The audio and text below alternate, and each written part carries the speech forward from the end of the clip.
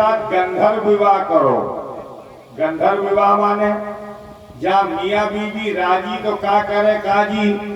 सनातन धर्म की पद्धति में 5 विवाह हैं, लेकिन आज के नए जमाने में 2 विवाह बढ़ गए। एक को नाम लव मैरिज, एक को नाम कोर्ट मैरिज। भगवान ने कहा, सूत ने कहा, सच बताना तुम्हारी उम्र कितनी है। ये बोली हमारी उम्र है 9000 वर्ष की। भगवान बोले शर्म नहीं लगी? तुम सम पुरुष ना मौसम नारी,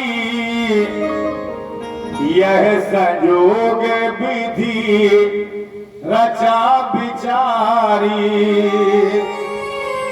अच्छा सही बताना, पहले कुंवारी होती है कि नारी होती है? ये भगवान से कह रही है, आप जैसा पुरुष और मेरी जैसी स्त्री मिलनी मुश्किल है। और भगवान ने कहा 9000 वर्ष की उम्र पाने के बाद भी तू ये बोल रही है। सूप लगा बोली, नहीं नहीं, हमारा कहने का मतलब है आज तक हमें कोई बर पसंद ही नहीं आया, लेकिन जब से आपको देखा पंचवटी में तो मन माना कछु, ज्यादा नहीं कछु, थोड़ा। भगवान ने कहा, सूप नखा मेरे साथ विवाह नहीं हो सकता। सूप नखा बोली तो का विवाह कैंसिल माने? भगवान ने कहा ना, विवाह तो होगा, लेकिन सीते चिते, बड़े ध्यान से सुनना, कहीं प्रभु बाता। सीता माँ की तरफ भगवान ने देखा और सूर्पनखा को इशारा किया, आहाई कुंवार मोर लघु भ्राता। लक्ष्मण जी की तरफ इशारा किया। अच्छा गंभीरता से सुनना, ये सीता माँ की तरफ क्यों देखा? इतनी सुंदर शिक्षा दी भगवान श्री राम ने। आप भी बैठे, माता जी आप भी बैठी हैं। कथा इसलिए सुनने ना हो कि हमें पप्पू पाठक महाराज जी देख ले कि नहीं फलाने आए सुनने ना।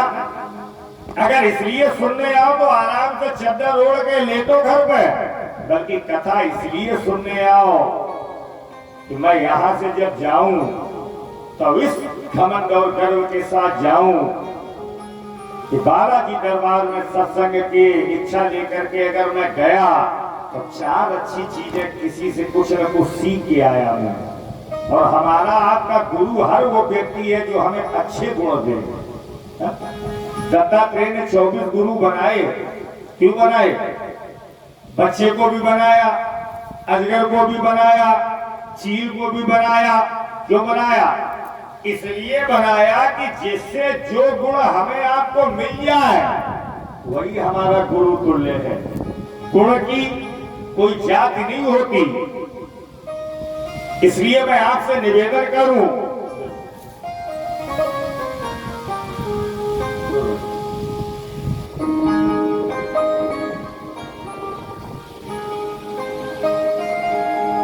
बड़ा अच्छा लगता है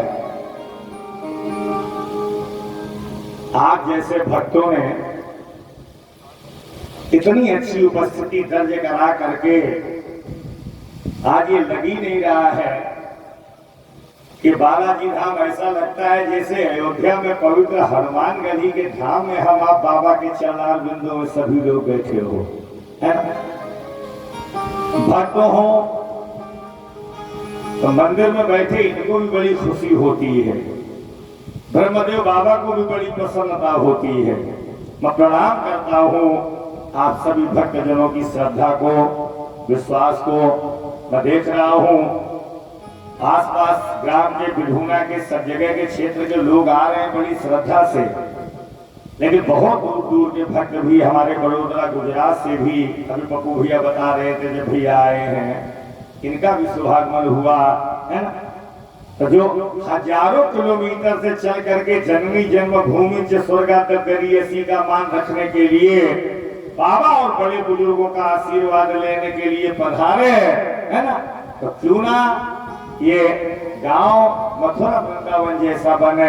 एक आप ताली बजा दो हमारे भैया जी के लिए और आप सभी लोग अपने लिए। बोलो श्री बालाजी सरकार की, देवघट बाबा की। पाकर के प्यारे आपका मेरा जीवन बदल गया।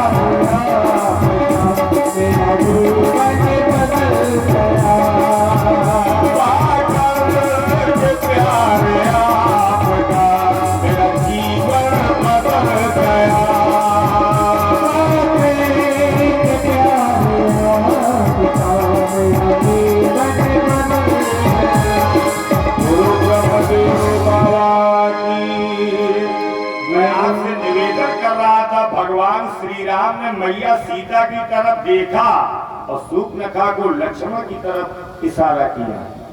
क्योंकि रामायण के जिस अनल कांड की मैं आपको कथा सुना रहा हूं, इसी में आसक्ति रूपी शूर्पणखा और भक्ति रूपी शिवरी दोनों मौजूद हैं। अंतर कितना है? आसक्ति रूपी शूर्पणखा वेश बदल करके भगवान श्री राम के पास आती है और भक्ति रूपी शिवरी के कुटिया में चल करके भगवान श्री राम जाते हैं। संत कहते हैं, जब भी कभी आपके आगे आसक्ति रूपी शूर्पणखा आके खड़ी हो जाए तो अपनी ये निगाह हैरे गहरे को न दो, अपनी ये निगाह आसक्ति के आने पर भक्ति रूपी सीता की तरफ दो। एक गंभीर बात बोल रहा हूं, समझना न समझना आपकी जिम्मेदारी। इस शरीर रूपी मकान में आंख ही दीपक है और इन्हीं नेत्रों से भक्ति पैदा होती है और इन्हीं आंखों से काम पैदा होता है। दुनिया के जितने नशा हैं आखिर से शुरू हो और खत्म कहाँ हो तो गांव के बाहर पीपल के पेड़ में लटकते या चलना रेलवे लाइन के नीचे लेट के।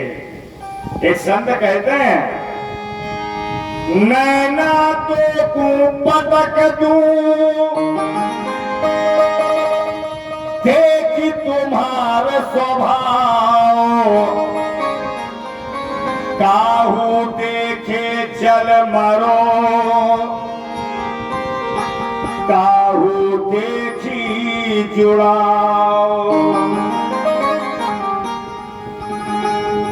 तुम हो अहिनी, अहिनी माने होता है नागिन, और शूर्पणखा जिनके पास मैं तुम्हें भेज रहा हूँ ये छोटे भैया लक्ष्मण है मेरे शेषनाग। कितनी बढ़िया कोई मिलाई, नाग की पत्नी नागिन। और रामायण में दो माताएं बड़ी विचित्र हैं माता जी। एक होती है नागिन और एक होती है बिच्छू। तब उन बोली चेरी बड़ी पापिन, छाड़ई श्वास कार्य जन सापिन।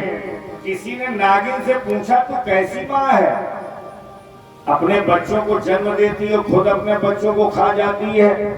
तो नागिन कहती है मुझे खुशी है मैं माँ बनी, लेकिन जब पलट के मैं सोचती हूँ ऐसी संतान को मैंने जन्म दिया जो दूसरे को डसे, काटे, मौत की नींद सुलाए, ऐसी संतान को रखने से कोई लाभ नहीं जो संसार और समाज के लिए कष्टकारी और दुखदायी हो। बिच्छू से पूछा गया तू क्या करती है? बिच्छू ने कहा मैं नागिन नहीं हो सकती है? लेकिन मुझे भी दुख है, ऐसी संतान को मैंने जन्म दिया जो दूसरे को डंक मारे, दर्द दे, तकलीफ दे। ऐसी संतान का मैं मुख देखना पसंद नहीं करती। बिच्छू जब अपने बच्चों को जन्म देती है तो अपने बच्चों को पीठ के ऊपर बिठा लेती है। बच्चे धीरे धीरे अपनी माँ को खाते हैं। एक दिन माँ मर जाती है, बच्चे चल फिर के बड़े हो गए देखने सुनने लगते हैं। अच्छा सही बताना, जो अपने बच्चों को खा जाए तो आपको क्या लगता है वो कोई साधारण होगी? तुलसीदास जी ने डिग्री दी है, दोस्ते हृदय दारुण जसयाहिनी। ये शूर्पणखा लक्ष्मण जी के पास गई तो लक्ष्मण सर झुकाए बैठे। इसने 6 चक्कर आसपास लगाए, 6। अब लक्ष्मण से बोली हूँ हमको मैं जान नहीं तो जरूर बियाह करियो। लक्ष्मण बोले हम तो बोले भी नहीं, तुम्हें कैसे मालूम पड़ गया हम तुम्हारे साथ विवाह करेंगी? शूर्पणखा बोली जब मैं विवाह का प्रस्ताव लेके तुम्हारे पास आ रही थी तो तुम दूर से हमें देख के बैसाखी मुस्की मार रहे थे। राधे श्याम रामायण पढ़ो। हे लखन लाल तुम मुझे देख, मन ही मन में मुस्काते हो। उनके संग में तो नारी है, तुम नारी बीन दिखलाते हो। लेकिन हमारा आपका विवाह होगा, मेरी दो शर्तें हैं। लक्ष्मण जी ने कहा कौन सी शर्त है? देखो अपने ही मन से बोले जा रहे। सूर्पनखा बोली पहली शर्त है हमारी तुम्हारी जोड़ी बहुत दनादन, और दूसरी शर्त जैसे तुम्हारे बड़े भैया राम ने हमारे आगे ज्ञान के झगड़ा छोड़ दे, ऐसे तुम नहीं जुड़ी हो। अब बोलो विवाह पक्का माने? तो इतने हमारे भाई लोग बैठे हो, ये हमारी एक शिक्षा ले लो। परदेश में कहीं भी जाओ, ये आफत की पुड़ियन की बातें न करो, कोई मतलब नहीं। हम आप लाख सही बने रहे, लेकिन हमारी आपकी सुनिए कोई नहीं, न चौराहे पर न बस स्टैंड पर, मतलब का न रखो। और अगर इनसे बात करना जरूरी पड़ जाए तो कोई न कोई बीच में रिश्ता लगा लो। और दो रिश्ता बहुत बढ़िया, या तो माता जी या फिर बहन जी, और किसरो लगाओ नहीं जानो गीता वृक्ष के नहीं। लक्ष्मण जी ने जब सूर्पनखा से बात की तो चिल्ला के बोले माता जी, या उलड़ी और मारुति ऊपर गिरी जाए। ये बता मैं गढ़ लंक में पास करूं, तू वनवास करे ब्रह्मचारी। मिलना न हुआ परिचय न कोई, फिर किस कारण में तेरी महतारी। अरे जब आज तक तुमने हमें नहीं देखा, मैंने तुम्हें नहीं देखा, तो तुमने हमें माता जी क्यों कहा? लक्ष्मण जी ने कहा तो क्या गलत किया मैंने? तुम आस लगाए चली घर से, रघुवीर समीप यहाँ तू पधारी। कब से सुंदर सुन मेरी, कैसी समान लगी महतारी। आप बड़े भैया श्री राम के पास विवाह करने गई तो मैंने तुम्हें भाभी मान लिया। और सुन लो, एक भाभी का रिश्ता और एक मामी का रिश्ता, ये दोनों माँ के बराबर की पदवी के हैं, है ना? अब आप उनको कितना गंभीरता से लेके चल रहे हैं, ये आपके ऊपर डिपेंड करता है। यह बोली तो का विवाह हुई नहीं, तो लक्ष्मण जी ने कहा मेरे साथ विवाह करके आपको सुख नहीं मिलेगा। काहे? सेवक सुख चाह मान भिखारी, जय हो राजा राम।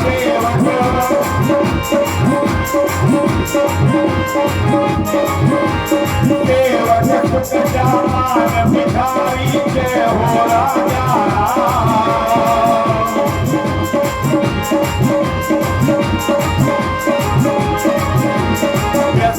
धन सुख गति बेचारी, जय सीताराम।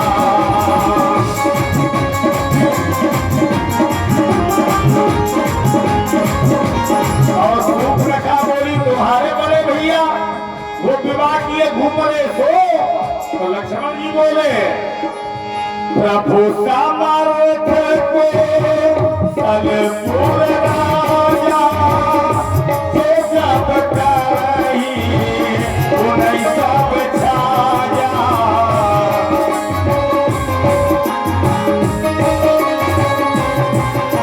सूर्पनखा रावण कह पहिरी, जय हो राजा राम।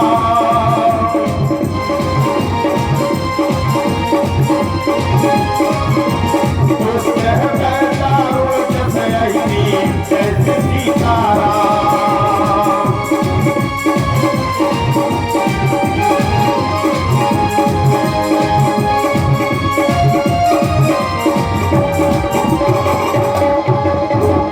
लक्ष्मण जी ने कहा सूर्पनखा सेवक